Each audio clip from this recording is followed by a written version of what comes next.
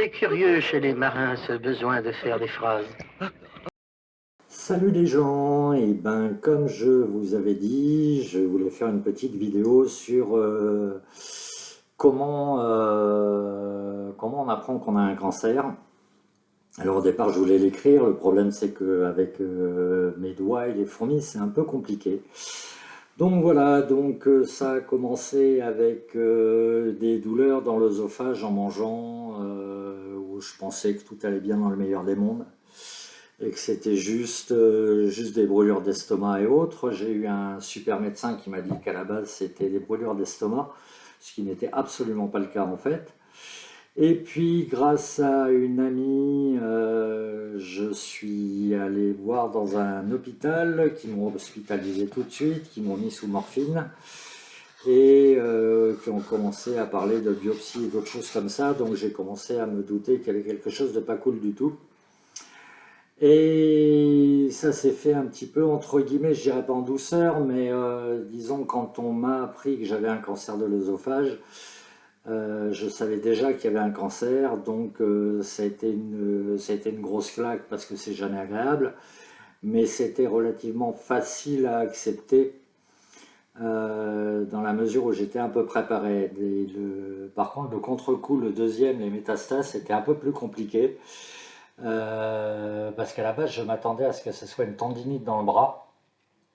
Et quand on est allé au rendez-vous avec le professeur Vafflard, enfin le docteur Vafflard, avec Marie, on s'attendait vraiment juste à ce que ce soit une tendinite et qu'elle m'explique, pardon, comment faire. Et en fait, elle m'a annoncé que bah, j'avais des métastases et qu'on allait me faire des chimios de contrôle, des chimios de confort, pardon.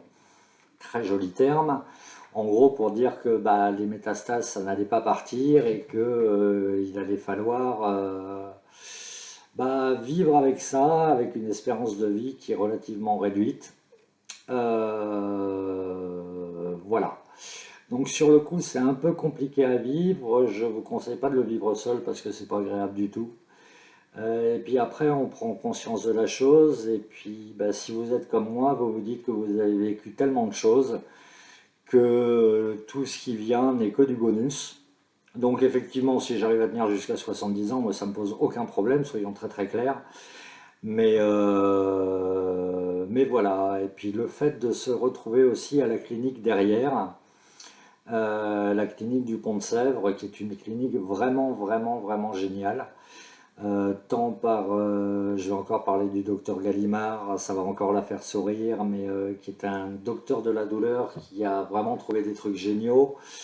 Avec la petite bande, la team cancer qu'on s'est faite avec Alain, Annie, Gérard, Nicole, faut pas que j'en oublie un, Martine, Alain, Annie, Gérard, Nicole, Martine, et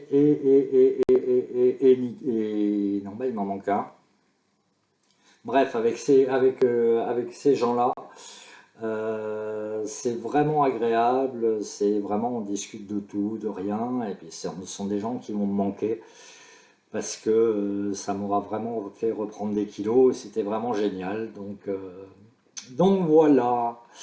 Voilà un peu l'histoire de comment on découvre des cancers, et puis comment on le vit. De toute façon, on n'a pas le choix, donc la meilleure des solutions, c'est de se dire de profiter au maximum du temps qui nous reste.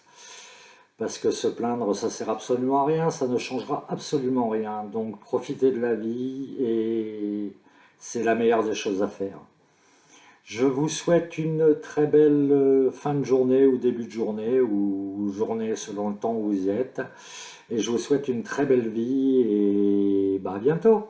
Salut.